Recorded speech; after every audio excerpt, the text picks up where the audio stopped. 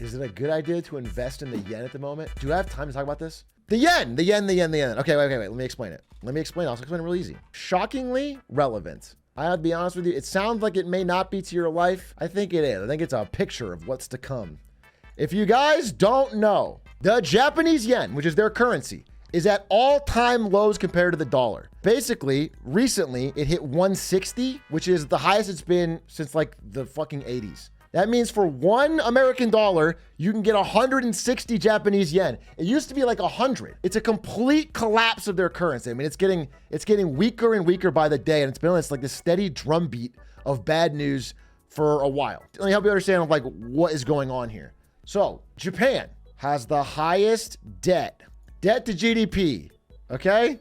Japan, Lebanon doesn't really count. Japan is the highest major economy debt in the world. They have even more than us. I mean, we have more nominal, but GDP, we have less, 121. So Japan has a lot of debt, and to stimulate their economy and to get some measure of inflation, Japan actually wants inflation because they've had deflation for so long because they have elderly people and Chinese imports and things that make things cheaper. So they want some sort of inflation. So they've kept their interest rates really, really low, which allows you to borrow money very cheaply and spend it. And so what people do is they'll borrow money in yen, then they'll convert it into dollars, and then they'll buy safe assets like US treasuries. They'll borrow money that costs them very little percent to pay back in Japanese, and then they'll buy US treasuries, which gets them a little bit more percent in return. And that's the difference in that is called the carry trade. It's like a free infinite money glitch. There's like the difference in interest rate gaps is just being exploited. And so people are constantly borrowing yen and they're buying dollars. Borrowing yen, buying dollars. Borrowing yen, buying dollars. And they keep doing this. And now every now and then, the Japanese government tries to step in and intervene. And they'll use some of the money they have saved. They have this huge foreign asset reserves, about $1 trillion in USD, to buy yen really suddenly. And you'll see it happened like yesterday night. Yeah, like right there. You can see it right there. So like right here, right as it hit like 160 per dollar, they stepped in overnight. Bam. You know, they'll go in and they'll buy real quick to try and shake things up and keep speculators from getting involved. They can lose a lot of money. Speculators can lose a lot of money quickly if that happens. But overall, the trend is getting bad. It's just getting bad because Japan cannot afford to raise interest rates to the level that the US has to make it parity. They can't match because they have so much government debt that if they raise their rates that high, the interest expense on all of their debt would cripple them. They're locked. They can talk a big game, and they do.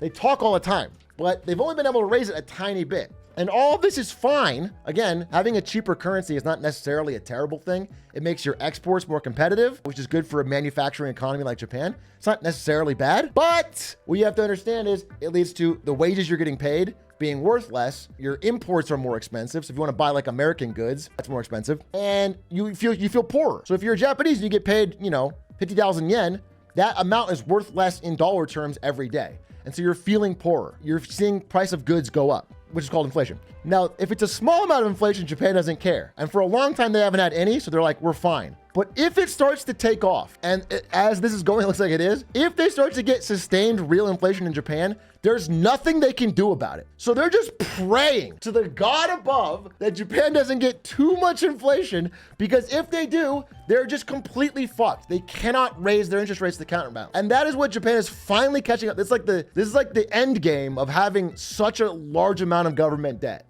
Is your number of tools your government has to stop things like this are like down to zero. I probably could do a full presentation with some visuals to explain this better, but I just want to say, like, simply put, Japan has been forced by its huge government debt painted into a corner where they don't have a lot of tools, and they have to keep interest rates, which is like the cost of borrowing money, really low to try and stimulate the economy and keep things going, and also to keep their debt payments low for the government. It's like Argentina. It's not that level. Again, Japan is not at Argentina level. I'm just saying this is the beginning of what happens when you have to constantly use the money printer to stimulate your gigantic government debt. Have you considered that Japan has anime? I have. But also, I want to say something. I've been reading a lot about Japan lately because it's such a fascinating subject, and what's happening with their currency is like interesting. It's interesting and relevant, and like is a forecast for what's going to happen to a lot of aging, debt-laden economies, including all of Europe and America and China. And all of these companies are like looking at Japan ahead and seeing what they're going through could be what we have to deal with. Okay. But what's funny about Japan, when I was looking into it, is how for the average citizen, they are encountering encountering some real economic stress. Like their paycheck is worth less than it ever has been. It's trickling down. The stock market is doing well, but the everyday person is doing badly. And like they're feeling this problem. But outside of that, they have amazing quality of life. Like, if we were having this exact same problem in America, it would be absolute riot chaos. But because they have a population that is like pretty old, 1/5 over 65 or something, really old, and they have the trains that run on time, low crime, you know, the food is still cheap. Like the food isn't massively overpriced. Things that are imported are, but not homegrown food. They have some social safety nets. So like they, with all of that, are still grumbling. You can read about like Japanese citizens are starting to grumble. They're starting to be like, what the fuck's going on? There's definitely like a need to like, they want to vote for somebody new or their oppositions are going to rise. But like, they're not as angry as another country might be seeing a steady devaluation of all their savings. Could a government pay off debt, then purposefully cause inflation? You got that backwards. A government could purposefully cause inflation to make paying off debt easier. Do you understand? If you're a government that prints the yen and you owe 1 billion yen to somebody, and so you make the yen less valuable so that 1 billion isn't worth that much, then you pay it off. Ta-da! Like you made it, you understand? Like that is so doable. The problem is it hurts every single average citizen that has yen in their bank accounts that has been saving up for 20 years to buy a house or a car or whatever. Like it makes their savings worthless and they get angry and they get bitter. And in fact, if you read some of the economic histories leading up to World War II in Germany, for example, there's a really great book. I can't remember who wrote it. I'm sorry. That talks about like the real bitter-hearted anguish felt by like average small business owners and regular people in Germany after seeing their savings completely evaporate during the hyperinflation Weimar Republic. Like the 10 years after that, they still had this bitter fucking feeling, and that made it way more likely that they were going to listen to someone like Hitler. Do you understand? When someone comes in with these radical ideas and pins all the blame on the Jews or whatever, they're more likely to listen to that because of the bitterness they feel from seeing all of their work and years of efforts. Like there's a real through line in my mind between economic hardship and like political instability, obviously. How does their savings disappear? Like, do you mean they're spending more overall? I mean, like, let's say you have $100 saved and $100 buys 100 loaves of bread. And then due to inflation, $100 now only buys 5 loaves of bread. You still have the $100 in your bank account, but you've lost your savings. Instead of having 100 loaves of bread saved, you have 5. And when you worked for it, it was worth 100. Do you understand? They've inflated away, they've stolen from you without your ability to stop it. They've stolen, by printing more, they have stolen from you. And they've made it worth much less. How is it possible that deflation and inflation hurts the average person? Deflation is way less common.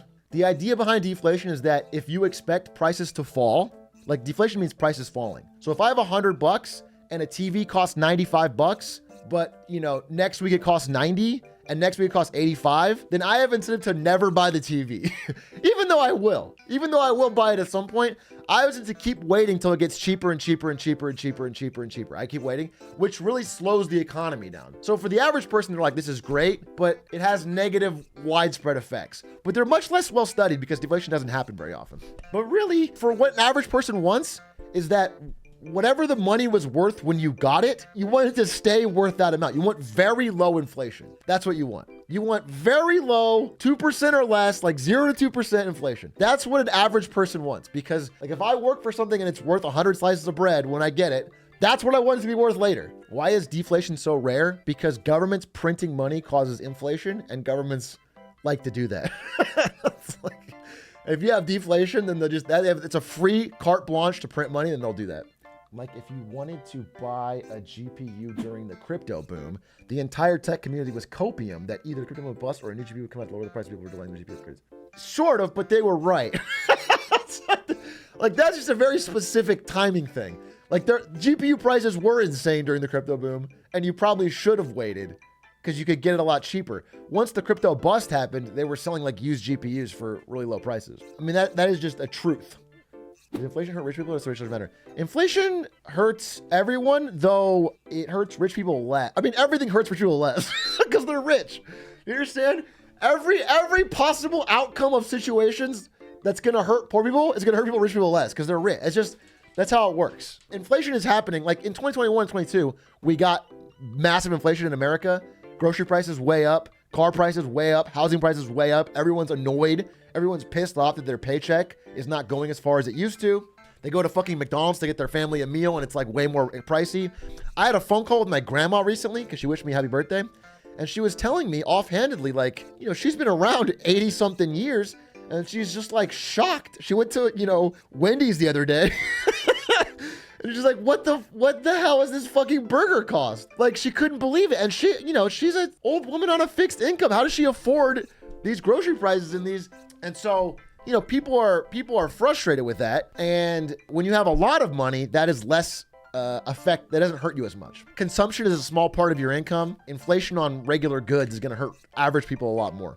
Plus, you know, inflation also applies to assets. So housing prices are inflated, stock valuations are inflated, and rich people own those things. So they're seeing benefits.